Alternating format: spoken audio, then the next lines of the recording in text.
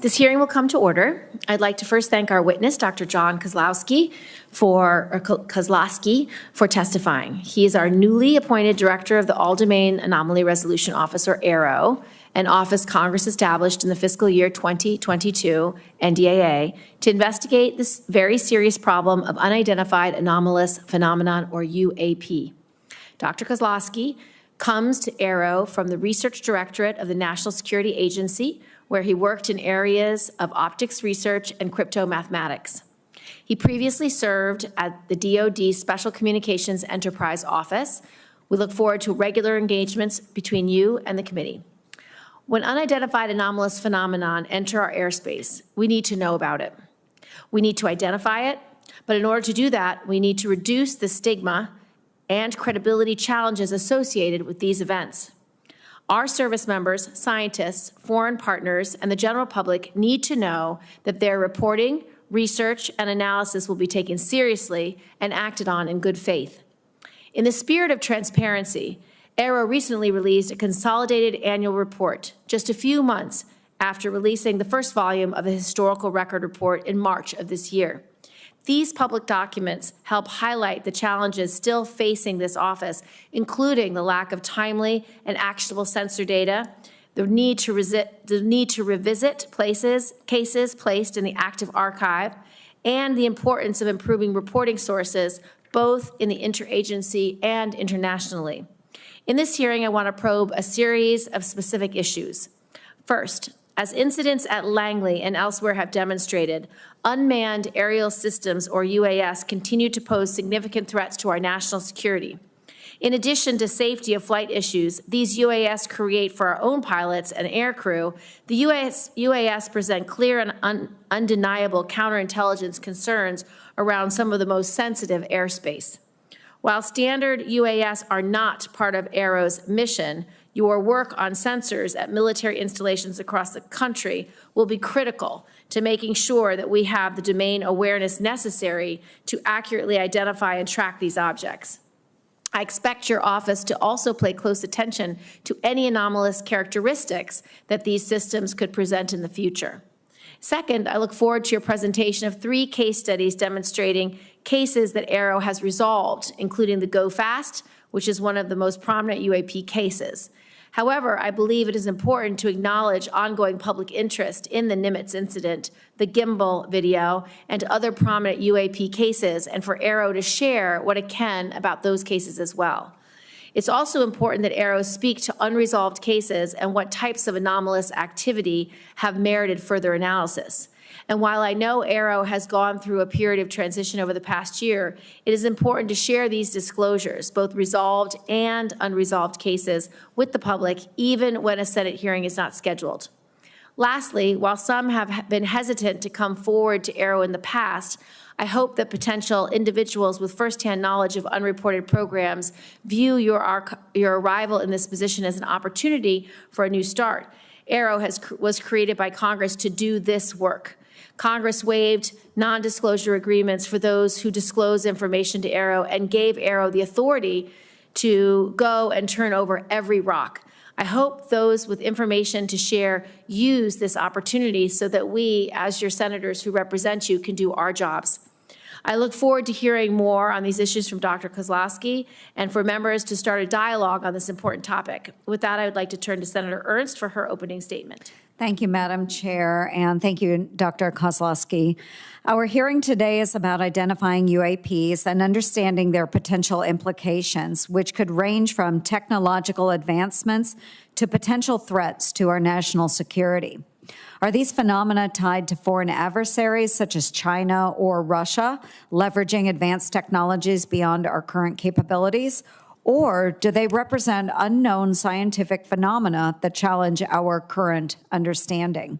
We must answer these critical questions to ensure that our national security is not compromised. It is vital that all agencies work in tandem to aggregate data, identify patterns, and develop robust analytical frameworks. Our ability to detect, track, and respond to UAPs requires the latest technology and full cooperation from all government branches. Thanks very much, Dr. Kozlowski, for your attention to this matter, and I look forward to the valuable insights that you and AARO can provide to our committee, and I yield back. Thank you. Dr. Kozlowski, please make your opening statement. Thank you, Chairwoman Gillibrand, Ranking Member Ernst, and distinguished members of the subcommittee. It is a pleasure to be here on behalf of the Department of Defense as the new director of the All-Domain Anomaly Resolution Office. I appreciate the opportunity to provide a status update on AARO's work and respond to your questions about unidentified anomalous phenomenon, or UAP. On behalf of the department and the entire AARO team, I want to say how grateful we are to Congress for its continued support. Unidentified objects in any domain pose potential threats to U.S. safety and security. Reports of UAP activity, particularly near national security sites, must be treated seriously and investigated with scientific rigor by the U.S. government. By way of introduction, I'm John Kozlowski. I'm a researcher at my core with an academic background in mathematics, physics, and engineering. I've spent most of my career at the National Security Agency, leading advanced research in the areas of optics, computing, and cryptomathematics. By nature, I am drawn to tough scientific problems, which is what brought me to AARO and the UAP mission.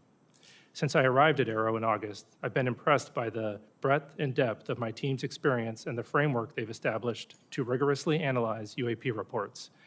AARO has taken meaningful steps to improve data collection and retention, bolster sensor development, effectively triage UAP reports, and reduce the stigma of reporting UAP events.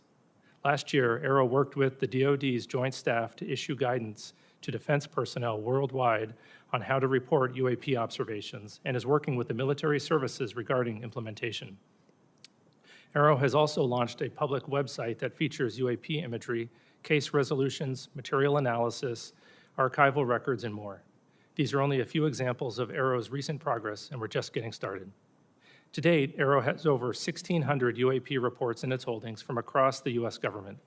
I'll share a slide in just a few minutes with updated UAP analytic trends. You'll see that many reports resolve the commonplace objects like birds, balloons, and unmanned systems, while others lack sufficient data for comprehensive analysis. Although only a small percentage of reports received by AARO are potentially anomalous, these are the cases that require significant time, resources, and a focused scientific inquiry by AARO and its network of partners. It is important to underscore that, to date, AARO has not discovered any verifiable evidence of extraterrestrial beings, activity, or technology. To accomplish AARO's national security mission, I have set 3 priorities for the office: building strong partnerships, promoting transparency, and scaling up the work of the office.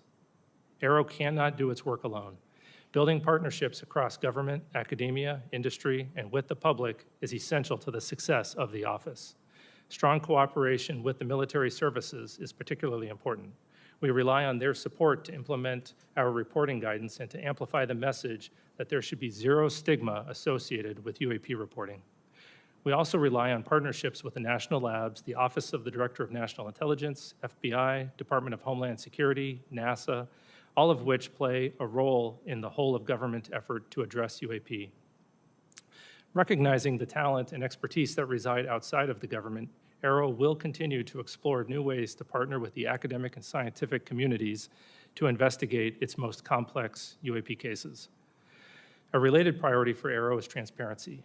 Our ability to collaborate with key partners, including the scientific community and the public, relies on information sharing, to include downgrading and declassifying UAP-related information.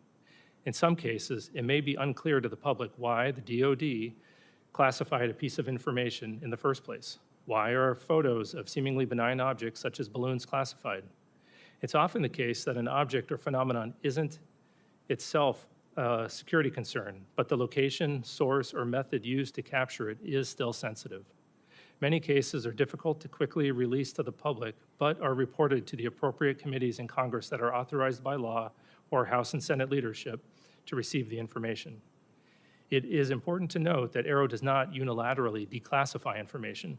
Instead, we work with the originator of a classified record to ensure that declassifying that record does not inadvertently harm national security. This can take time. Nonetheless, the department is committed to declassifying and publicly sharing more information on UAP while protecting sensitive sources and methods. I'll be sharing some newly declassified imagery in just a few minutes.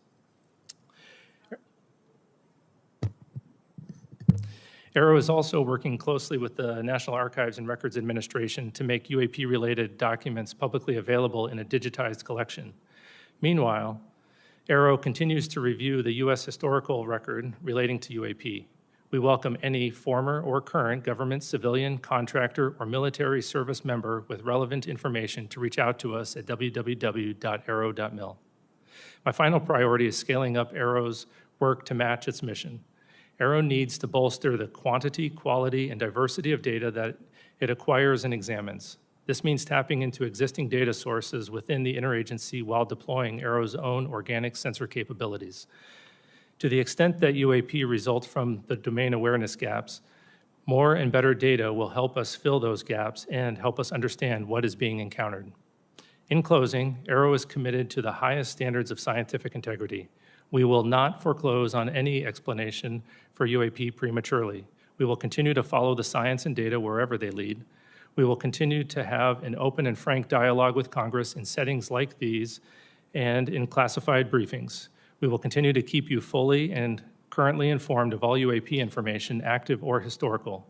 And finally, we will share as much information as possible at the unclassified level to inform the public of Arrow's activities and its findings. For now, I'd like to turn to a brief presentation of UAP trends and cases, and then I'd be happy to take questions.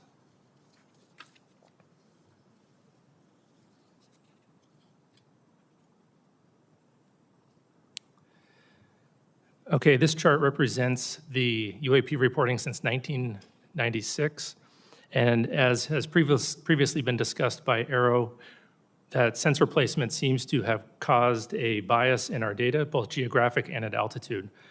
And we're working to resolve that bias in 2025 or reduce that bias through broader engagements with the DoD as well as the IC and the rest of the government, also by incorporating broader sensors into our data and through a public reporting mechanism that we hope to have live in mid-2025. On the left side, it shows the altitudes, and we'll see it's a bit cut off. We'll see that most of the reporting occurs between 15,000 and 25,000 feet. That happens to be where most of our sensors are.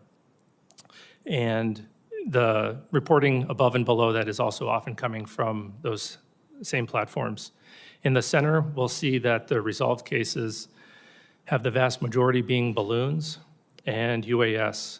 We're seeing a great increase in satellites recently, particularly with the launch of mega satellite constellations such as Starlink, where the satellites are catching what is called satellite flares or glint off the sun just after sunset or just before sunrise. And on the rightmost, we'll see the morphology or the shapes that have been reported. The majority have been lights or orbs.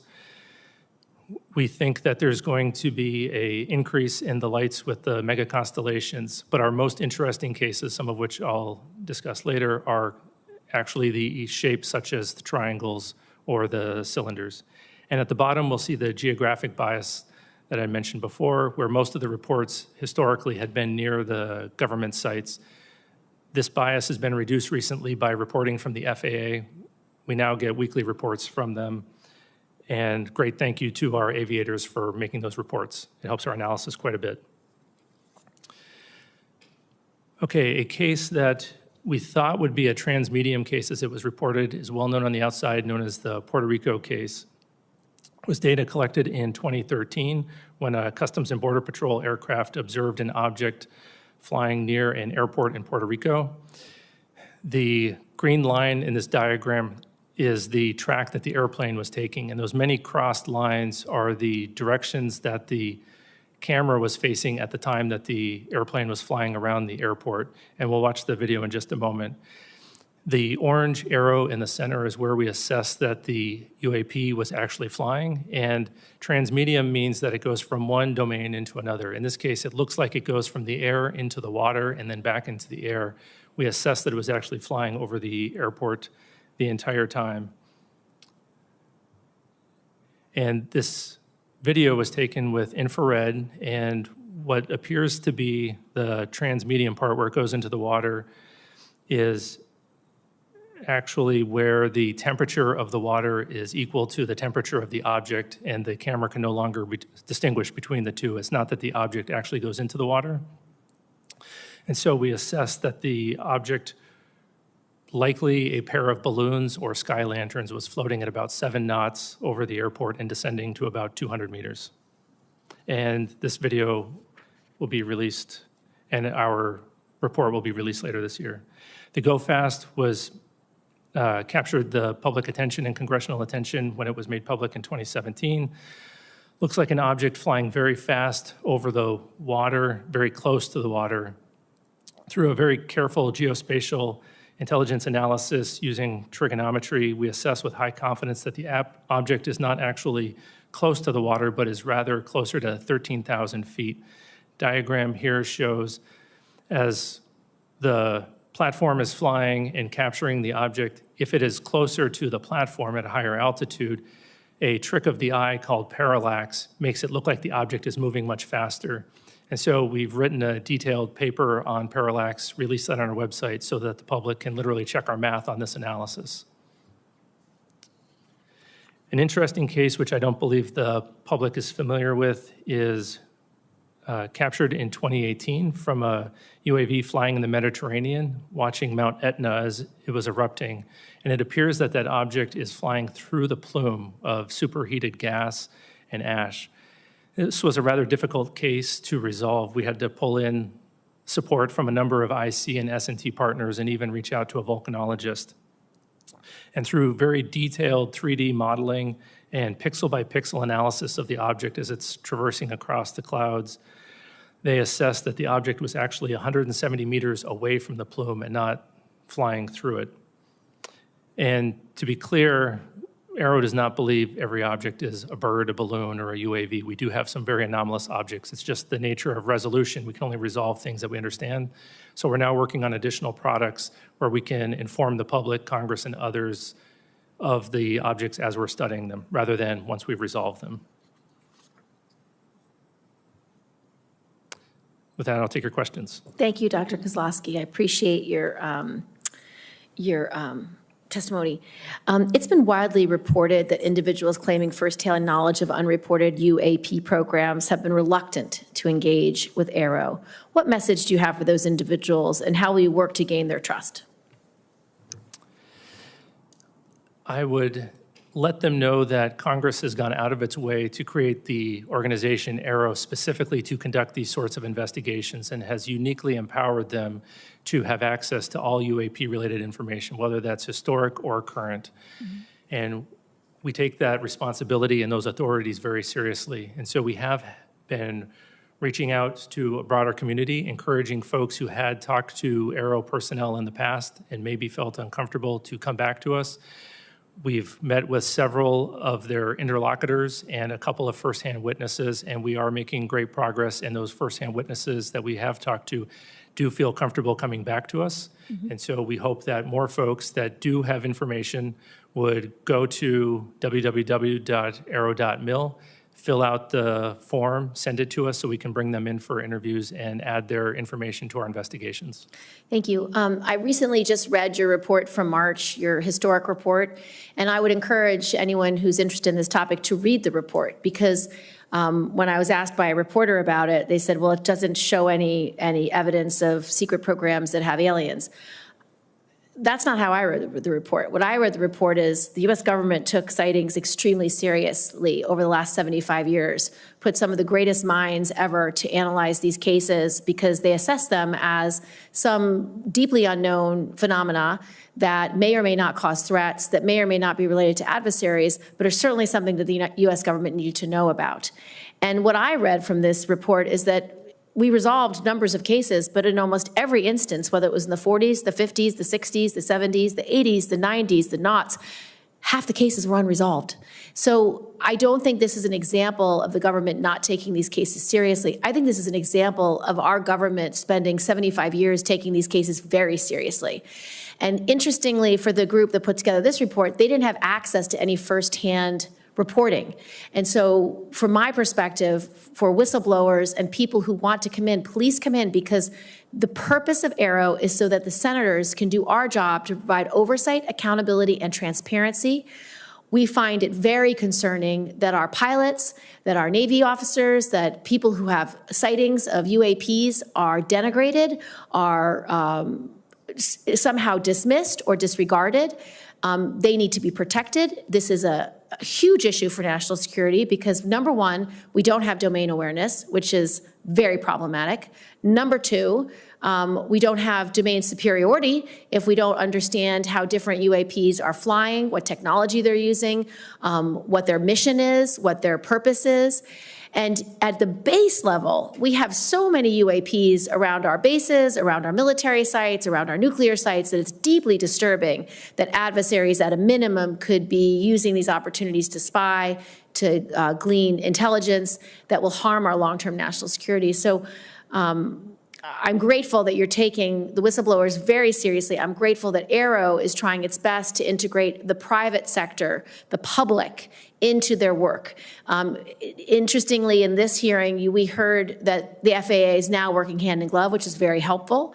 We want this public-facing accessibility to be put in place by 2025 so that people can upload their videos, their data, their reports. I've met with people who have followed this issue for decades, and they have thousands of examples, thousands of pieces of data that ultimately I want uploaded into Aero so you can cross-reference historic information with current information, because this group at Aero are the best scientists that we can find anywhere, and they will do the work that's needed to be done. So I just want to thank you for that. And then with my last 42 seconds, can you tell us about any of the cases that merit further analysis by your IC and science and technology partners? What is it that makes these cases anomalous? And a large number of reports are placed in the active archive because Aero does not have enough information. What might prompt you to reopen a case like that, and do you have any examples? Sure. I'll start with the active archive case. So that is just the place where we put cases where we don't have enough scientific information to resolve them at that time, but we're always looking for opportunities to correlate them to new cases that come in as the new cases come in, as well as enrich those cases with additional data. We do have one example that I'm aware of where we were able to correlate a number of observations of interesting lights in the sky, and eventually we concluded that it was multiple people observing Starlink flares, just as an example. 3 cases that merit analysis that we're working on right now. One we might be in the process of resolving, but nonetheless is still interesting. The first one was brought to us by a law enforcement officer out west, where he observed a large orange orb floating several hundred feet above the ground a couple miles away. He went to investigate what was going on with that orb. And as he was pulling up to the location where he thought would be below the orb, about 40 to 60 meters away from some object the area was well lit, he saw a blacker than black object. He said it was about the size of a Prius, 4 to 6 feet wide. And as he got 40 to 60 meters away from the object, it tilted up about 45 degrees, and then it shot up vertically. He says 10 to 100 times faster than any drone he's ever seen before. And it did that without making a sound, as far as he could tell from inside of his vehicle. And just as it left his field of view through his windshield, then it emitted very bright red and blue lights that illuminated the inside of his vehicle as brightly as if someone had set off fireworks just outside his vehicle or street flares. So that's anomalous because of the size of the vehicle with the great acceleration, and when he came back to investigate that area, he found no disturbance of the ground beneath it. So that's one interesting one. Another one comes to us from Southeast US. There was a U.S. facility where 2 cars of government contractors were leaving the facility around 9 o'clock in the morning. They looked up in the sky and saw a large metallic cylinder about the size of a commercial airplane, and it was stationary. They observed that there was a very bright white light behind or around the object. They saw it stationary for 15 to 20 seconds, and then it disappeared. Obviously, an object that large, stationary, unless it's a blimp, is unusual, but then disappearing, we can't explain how that would happen. And then the last case was interesting. We had a aircraft that was flying parallel to another aircraft, and it was capturing imagery of it, and a small-looking object appeared to fly between the 2 of them much faster than them. Through very careful analysis, we think that the object might have actually been further away than the object that it was videotaping. but it requires very careful analysis to come to those conclusions, and we don't have the metadata to support that yet. Senator Ernst. Yes, thank you, Madam Chair. And Dr. Kozlowski, you mentioned that you do work with the intelligence community. You're working with the FAA. Has Aero involved academia? Have you gone to universities? Do you have outside organizations that you are working with? And if so, can you walk us through some of that collaboration? Sure. Right now, most of our collaborations that are veering towards academia are with university-affiliated research centers associated with universities or with FFRDCs. Our partnership with universities, I would say, is lacking right now. We have some one-off associations with university professors. However, that's our fault, and it's largely because of the need to declassify data. We need to give the professors something to work on before we can really engage them. So we're working significantly on a declassification effort. We've hired a number of declassification experts, and we're going to be trying to get cases like the ones that I just discussed here declassified so that we can engage with the universities on a regular basis and provide them the data. Talking to a scientist without data is going to be rather disappointing. So hopefully in 2025, we'll be increasing those efforts. Right. Well, I appreciate that. I think there's a huge pool of talent out there that you should tap into. Given the public's growing concern and interest in UAPs, how do you balance the need for the transparency that our public is demanding with the potential risks of revealing classified defense information? Yeah, that's always a concern that's on the front of our minds. We want to make sure that we're deconflicting both on potential U.S. programs and what the IC might be tracking for adversarial programs as we're aggregating that information and preparing to share it. However, oftentimes we can remove the discussion of the unidentified and anomalous activity from the sensitive information that our partners are concerned with. And that's usually going to be the platforms that the information was collected with if it is truly anomalous. And so we have our partners working alongside in the declassification of that data. Very good. And then without having to explain the UAP, what do we need to begin really doing about them? What precautions can we take? What should we be doing about them? I think that removing the stigma, reducing the stigma is the first step. We need to make sure that we're having honest and transparent conversations about them, because if we're hesitant to discuss them, then it opens the opportunity for an adversary, as you had mentioned earlier, Senator Gillibrand, to come in and conduct some activity. So we need to do that, and we need to have more persistent monitoring and understand that whether it is a UAP or a counter-UAS issue, that we need to have that complete domain awareness around our national security facilities. Wonderful. Thank you. Thank you, Madam Chair.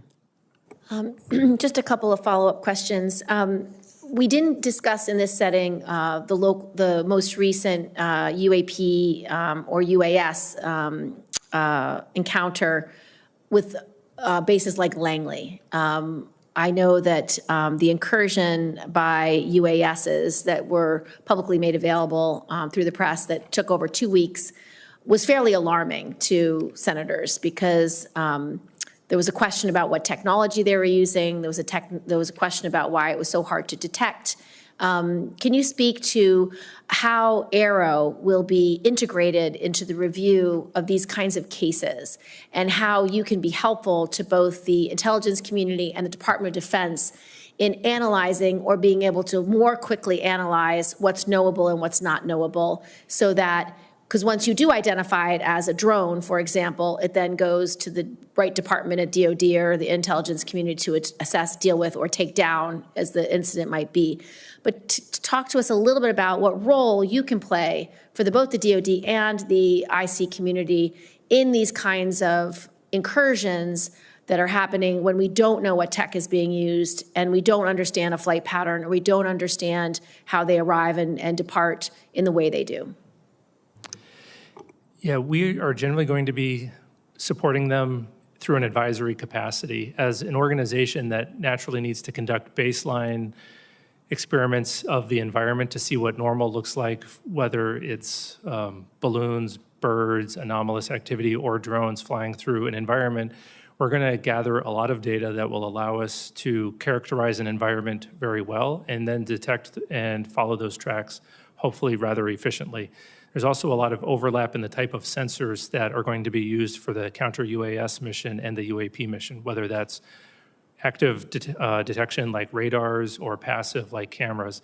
And so as Aero is trying to push the bounds on detectability for UAP, we're hopefully going to have best practices that we can also provide to the counter-UAS, and potentially we might have additional technologies that we can offer them to support. I'd like to just address a little bit of reporting and feedback. As you know, Aero is required to develop a mechanism for the public to report UAP information. Now that that mechanism for current and former military, civilian, and contractor personnel has been established, can you speak to Aero's plans for a public reporting mechanism, and how did Aero arrive at this approach, and were other options considered?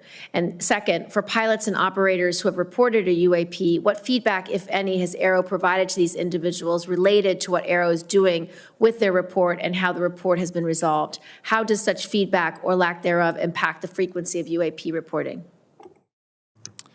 Yeah, the public reporting mechanism that we've decide to go with is going to look similar to the reporting mechanism that we currently have for historical events, where we're going to ask folks to go to our website, download a PDF form, put in the narrative for their account, and then email that to us with accompanying media. Usually it'll probably be imagery. We went with that option because we thought, one, we could do it rather quickly, we could do it efficiently, make it very cost-effective for the taxpayer, but also we think we can gather all the data that we're going to need to conduct our analysis, and then we're going to have that feed into an automated processing system that will cross-correlate that against all the other public reported cases as well as the U.S. government cases. We did consider a number of other reporting mechanisms as to include automated online forms as well as cell phone apps, and we ultimately decided that this would be the safest, cheapest, and easiest to maintain in the future while protecting the private information of the individuals who are reporting.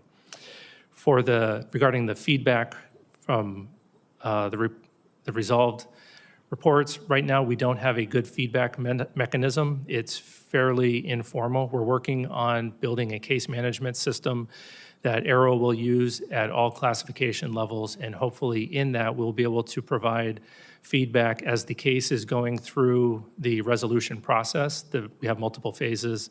Then the folks who report that, whether it's a pilot at the classified level or someone potentially reporting through another mechanism, they'll get that automated feedback. And then it is not determined at this point yet how much information we'll be able to include in that feedback where it is in the process. It'll depend on the classification of the resolution of the case. My final question is there anything that you need to tell the Senate that you need from us, whether it's funding, whether it's support, whether it's legislation? Is there any requests that Aero has of us or anything else you need to brief us on for us to be able to do our jobs to protect our service members as well as integrate public interest and public data and information into the future analysis efforts of Aero? So first of all, I want to say thank you again.